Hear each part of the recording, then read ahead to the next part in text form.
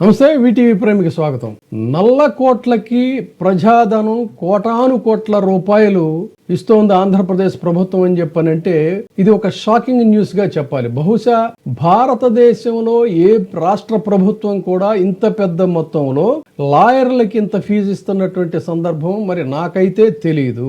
అందరికీ ఇస్తున్నారంటే కాదు, చంద్రబాబు నాయుడు గారు మెచ్చినా, చంద్రబాబు నాయుడు గారికి నచ్చినా, చంద్రబాబు నాయుడు గారికి అన్ని విధాలుగా కూడా లీగల్ గా సపోర్ట్ ఇస్తున్నటువంటి సిద్ధార్థ లుద్రా, ఈ సిద్ధార్థ లుద్రా అనే ఆయనకి మొత్తంగా భారీ స్థాయిలో ప్రజాధనాన్ని కేసులు వాదిస్తున్నందుకు ఇస్తున్నటువంటి విషయం చూస్తే కళ్ళు బైర్లు గమ్ముతాయి సగటు ప్రజలకైతే. సగటు ప్రజలకే కాదు, అడ్వకసీలో ఉన్నటువంటి వాళ్ళకి కూడా బహుశా ఇంత పెద్ద మొత్తంలో ఫీజులు సంపాదించవచ్చు అనేటువంటిది కూడా తెలుగునాటైతే ఎవరికి కూడా చాలా కాకలు దీనినటువంటి అడ్వకేట్స్ కూడా ఇక్కడ పనిచేస్తున్నారు. వాళ్ళని సైతం ఆశ్చర్యపరిచేటువంటి విషయం.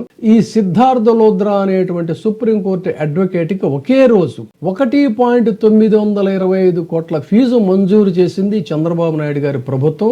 28వ తారీఖు నాడు జనవరి ఈ జీవోలు అనేటువంటివి విడుదల చేశారు. ఆంధ్రప్రదేశ్ ప్రభుత్వం హోం కోర్టులు .a శాఖ 28 జనవరి 26న ఒకే రోజు 3 ప్రభుత్వ ఆర్డర్లు జీఓఆర్టీ జారీ చేసి సీనియర్ అడ్వకేట్ సిద్ధార్థ లుద్రాకి 1.925 అంటే 192.5 లక్షల కోట్లు ప్రొఫెషనల్ ఫీజు కింద మంజూరు చేసిందనేటువంటిది ఇక్కడ గమనించదగినటువంటి అంశం. 28వ తారీఖు నాడు 77 లక్షలు మంజూరు చేశారు. ఇందులో ప్రొఫెషనల్ ఫీజు 70 లక్షలు ప్లస్ ఈ క్లర్క్ ఫీజులు అవి ఇవి అన్ని కలిపి 7 లక్షలు. తర్వాత క్రైమ్ నంబర్ 21/2024 కేసులో రాష్ట్ర ప్రభుత్వం తరఫున విజయవాడ హైకోర్టు అండ్ అడిషనల్ జిల్లా సెషన్స్ జడ్జి ముందు హాజరవడం కోసం ఆయన నవంబర్ డిసెంబర్ లో జరిగే 7 సార్లు ఆయన హాజరయ్యారు. 7 సార్లు హాజరైనవి కూడా నేను మీకు ఇందులో డిస్ప్లే చేస్తాను.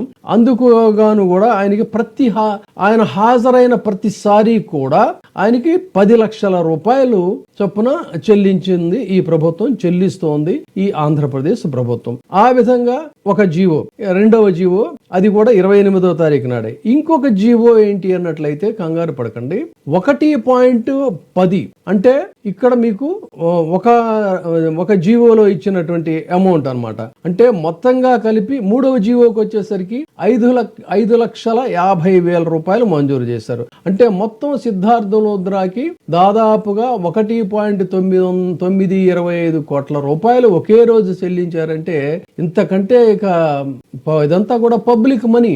ఏది అప్పులతో నెట్టుకొస్తున్నటువంటి ప్రభుత్వంలో కేసులు వాదించడం కోసం అని చెప్పని ఇస్తున్నటువంటి అమౌంట్స్ ఇది. విజయవాడ అడిషనల్ సెషన్స్ కోర్టులో విచారణలో ఉన్నటువంటి క్రిమినల్ కేసు తరఫున వాదించడానికి దేశవ్యాప్తంగా ప్రసిద్ధి చెందిన సిద్ధార్థ లుద్రాని తీసుకురావటం ఏమైనా ఔచిత్యం ఉందా? ఇక్కడ వాళ్ళు లేరా? వాళ్ళ తరఫున పనిచేసేటువంటి వాళ్ళు ఉన్నారు కదా. వాళ్ళకి మీడియా తరఫున చేస్తే బోర్డంత భజన చేసేటువంటి వాళ్ళు ఉన్నారు. వాళ్ళ తరఫున నిలబడి కలబడి మాట్లాడగలిగినటువంటి కాకలు తీరినటువంటి అడ్వకేట్స్ ఉన్నారు. మరి వాళ్ళందరినీ కూడా కాదని లోకల్ కోర్టులకు కూడా ఈ సిద్ధార్థ లుద్రాని పిలవటం, లక్షల రూపాయలు ఆయనకి ఇవ్వటం అనేటువంటిది చూస్తే అంటే ప్రతి హాజరికి 10 లక్షల రూపాయలు. అది ఇక్కడ ఆశ్చర్యకరమైనటువంటి అంశం. ఇంత పెద్ద మొత్తంలో జారీ చేస్తుంది ప్రభుత్వం. నిజానికి మరి ఇంత పెద్ద మొత్తంలో ఇవ్వచ్చా అని చెప్పానంటే భారతదేశంలోనే బహుశా ఏ రాష్ట్రంలో కూడా లేదు, ఆంధ్రప్రదేశ్ చరిత్రలోనే అసలు లేదని ఎందుకు చెప్తున్నానంటే ఇది ఆధారాలతో సహా కూడా చెప్తున్నటువంటి మాట. ఇది వాస్తవానికి ఇది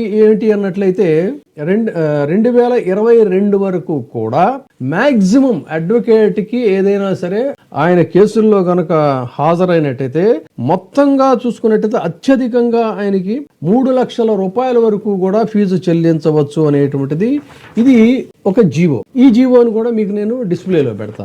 ఈ జీవోని కేవలం సిద్ధార్థ లుద్రా కోసమే సవరించారా అన్నట్టుగా ఆయన కోసం అని చెప్పని ఈ జీవోని సవరించి ఆయనకి ఇప్పుడు హాజరుకు ఒక 10 లక్షల రూపాయల చొప్పున ఇలా ఇష్టారాజ్యం కింద ప్రజాధనాన్ని పప్పు బెల్లాల కింద ఖర్చు పెడుతున్నటువంటి తీరు చూస్తే మరి సగటు ప్రజలే కాదు న్యాయవాదులు సైతం కూడా ఇది ఒక ఆలోచన చేయాల్సినటువంటి అవసరం ఉంది. అందుకనే ఈ విషయాన్ని మీ ముందు నేను ప్రస్తావిస్తున్నాను. Thank you.